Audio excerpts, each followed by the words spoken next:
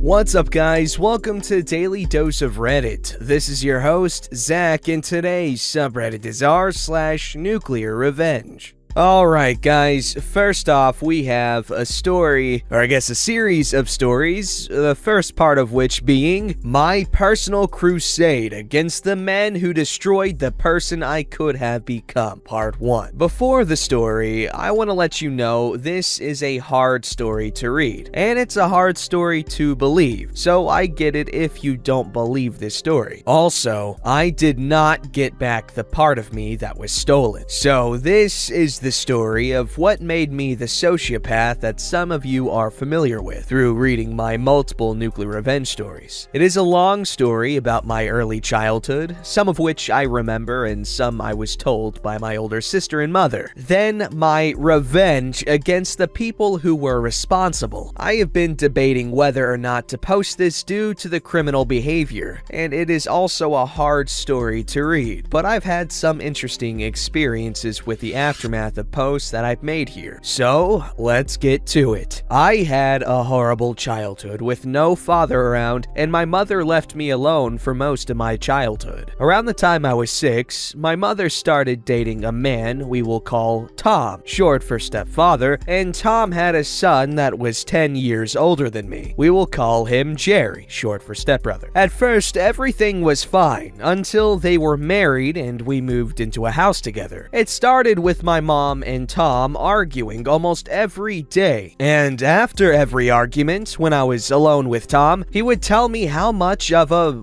woman my mom was, and this progressed to beating the crap out of me. Ooh. Then tell me that if I said anything, he would kill me and my mother. So every black eye, every bruise, and once he broke my right elbow were all explained away with clumsiness and fights at school. He would always say in passing, "Don't take any wooden nickels." This will become relevant later. This went on for years, until one day that I completely blocked out of my memory, and my older sister had told me this part. My mom had said she was going to leave Tom this particular morning. So when I got home from school that afternoon, this is the scene my sister came home to. I was sitting on the couch, motionless with a completely blank face, while Tom had a gun pressed to my forehead. My mom, who was coming in right behind my sister, was frantically trying to talk him down from, well, killing me. We got away from him eventually, and that's what Tom had done to me. But to be completely honest, it wasn't the worst part about my childhood. I'm gonna keep this part short. There's no reason to get into specifics with this part of my life. As I said, Tom had a son 10 years older than me. Jerry was a kid diddler, and how did I know this? Well, there's no easy way to say this, so Jerry started,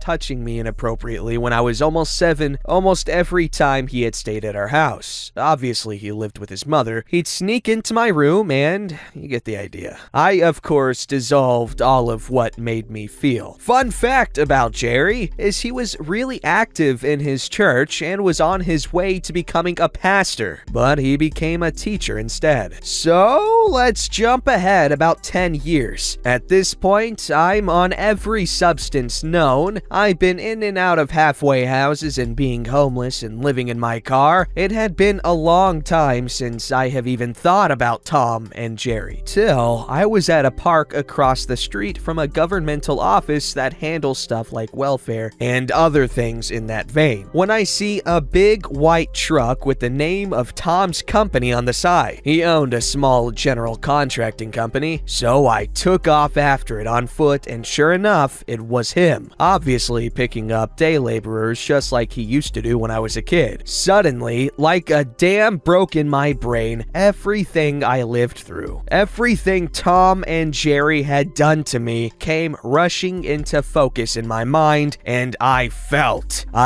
rage, and my path became clear. I was going to destroy Tom and Jerry. Cartoon Network already beat you to it, buddy. My revenge. I'll be tweaking the timeline, some of the injuries, and some of the dialogue to keep it anonymous. And who knows, maybe I've made made it all up. Part 1, Tom. I'll start with saying, isn't the internet great? I wrote down his phone number off the side of his truck. I immediately found where he lived, and it just so happened to be the same crap-hole house where all of my nightmares take place. I'll spare you the tedious details of stalking Tom and casing Tom's house. So as a kid, I spent a lot of time in that house. I knew everything there was to know about it, and to my delight, Tom had done absolutely nothing to the home in the whole 10 years since I lived there. So while following him, he led me right to the home of my second target, and I can't tell you how many hours I put into my logbook of both Tom and Jerry's routine. The night I was waiting for had arrived. I broke into his house, not the first time I did. I made sure to find his gun and make sure that he had no other weapons at his disposal. He had passed out drunk on the couch, the same freaking one he had when I lived there. So I walked through the home, making sure that there was no possible way for us to be interrupted. The stage was set. I pulled up a chair, and this is some of what followed. For obvious reasons, I'm not gonna post what was actually said, but you can rest assured that you will have the meat of my fun little play. Side note, the house is in an area I'll call Urban Desert, and the area is really bad off. You can hear gunfire every night and sirens all night long. It's been like that since I was a kid, and it has gotten worse. In Tom's living room, me sitting on a dining room chair pulled up in front of his couch. I'm holding up Tom's gun, fully loaded, pointed at his forehead. I slap Tom. He sits up, rubbing the side of his face, looks up at me and jumps. What are... I hit him with the butt of his gun. This is important. Remember, I have his gun. I shove a balled up sock in his mouth. You are only going to talk when I ask you to talk. And when you do, you are going to talk in a regular tone. If you yell, you might not see tomorrow. Do you understand?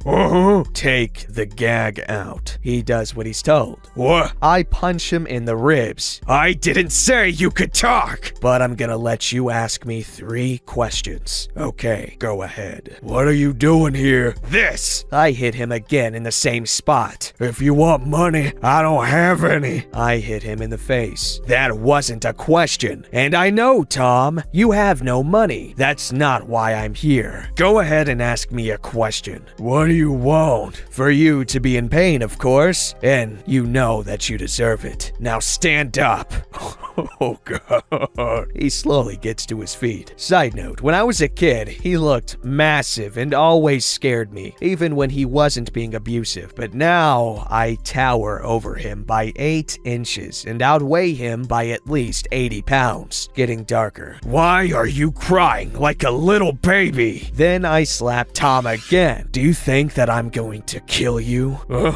Well, I haven't decided whether or not to end your life yet. Then I started with the real beating. I burst one of his eardrums, broke his nose, his arm, and elbow. And this was a somewhat long process. It could have been 2 or 3 hours. Well, Tom, I'm gonna be leaving now. And if you call the police in less than 6 hours, I'm going to kill your son, Jerry. Then I told him everything that I know about Jerry, from his address, his workplace, Jerry's fiance's name, and even Jerry's mom's name. Remember, don't take any wooden nickels. Then I hit him as hard as I could and knocked him out, and then slipped out the way I came in. This is the end of part 1, and if you think this is bad, remember, physical wounds can heal. What I do to Jerry is life-destroying without actually killing him. Edit. I was wearing clothing that covered my identity completely. I thought that was a given. Edit! I was just told by the people who run this sub that I couldn't use acronyms, so I had to change the names.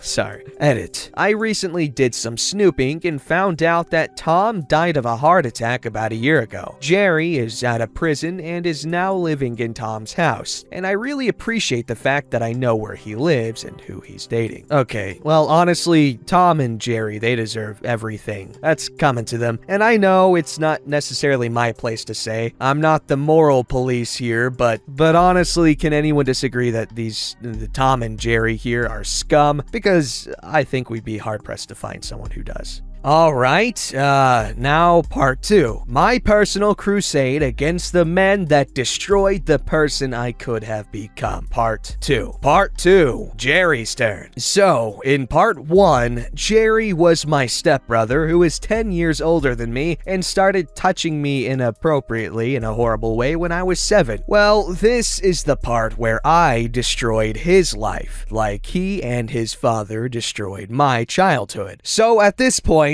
I've completed my revenge against Tom, Jerry's dad, and I've completely tracked everything Jerry does and everything Jerry is involved in. So what did I want to take from Jerry? I wrote a list, other than just life gone. 1. His job. As I said, he became a teacher at an elementary school, and in my opinion, that needed to end. 2. His relationships. At that point in my life, I haven't had any resemblance of what a real relationship is in my life. 3. His reputation with his family and his church. 4. His physical ability. I needed to show him that I was now able to destroy him with very little effort. 5. His freedom. He has locked me in a cage that has no key. First, his job. I made an anonymous call to the school he worked at, posing as an older brother of a student in his class, and said a few things that I had researched.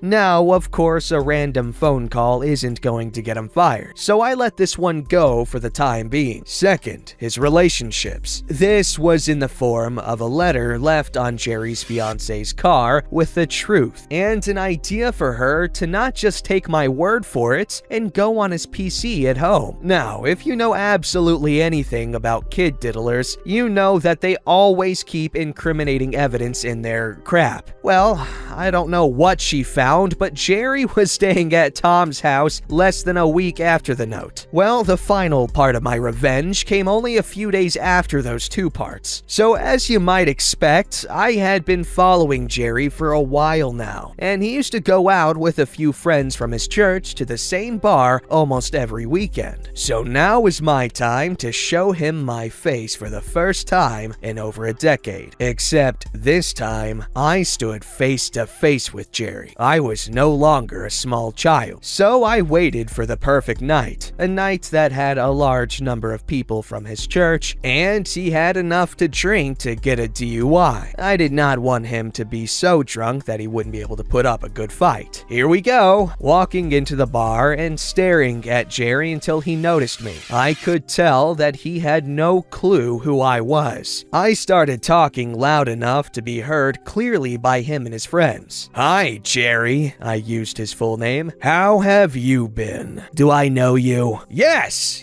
you do. How could you forget about your little stepbrother? The one you violated over and over again when I was 7 years old. How about we talk outside, just the 2 of us? Or we could talk about how you're a kid diddler in here in front of all your friends. I turn around and walk outside, and the freaking idiot actually followed me. To be honest, I thought it was gonna be harder than that to get him outside. I did not let him say one word. As soon as we were out back of the bar, I started dealing damage to Jerry, and he had no chance against me. I beat him soundly. Then when his friends came out, I told them everything Jerry was, and everything Jerry's dad, Tom, was, and who I was. And as if my luck wasn't good enough, one of the men that was there remembered me from when I was forced to go to church with Jerry, and I was believed for the first time in my life. Someone believed me. Jerry, once he had gained his composure, which took a while, jumped into his car and started the 45-minute drive to his dad's house. Then I made a phone call to the police and said that there was a man driving under the influence and gave them his license plate number. Let me guess, you all think, wow, Gus, a DUI, that's it? No,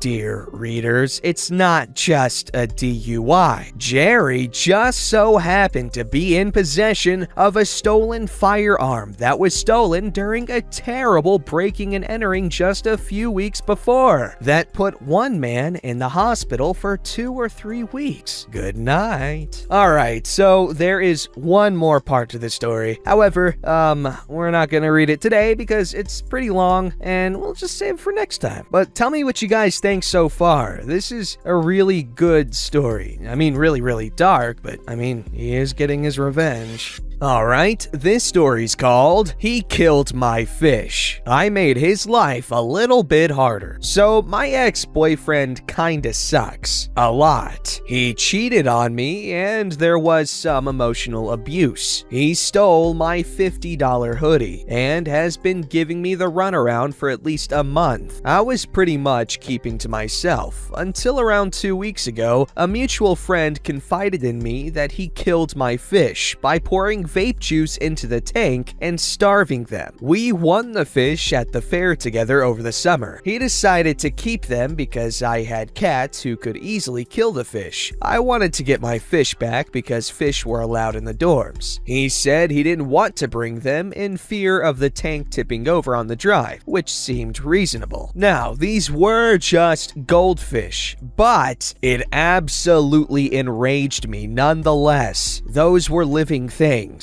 I was incredibly upset, so I plotted, almost as if fate intervened. I was on TikTok the next day and found a video of a guy saying what to do to make someone's life a little bit harder. I bought 2.5 pounds of miscellaneous cut keys and 100 plastic ID keychains. Yesterday, everything came in. The same mutual friend and I sat down. I wrote his phone number on every single ID and added a key onto it. We then drove around town and dropped them everywhere. Target, side streets, grocery stores, everywhere we could think of. So he'll start getting random calls about his set of keys that he never lost, at least 100. I'll update if he says anything about it. I feel like that revenge depends too much on the decency of people. You will get some calls, but not all 100. Don't forget to like, subscribe, and hit that bell to never miss an episode.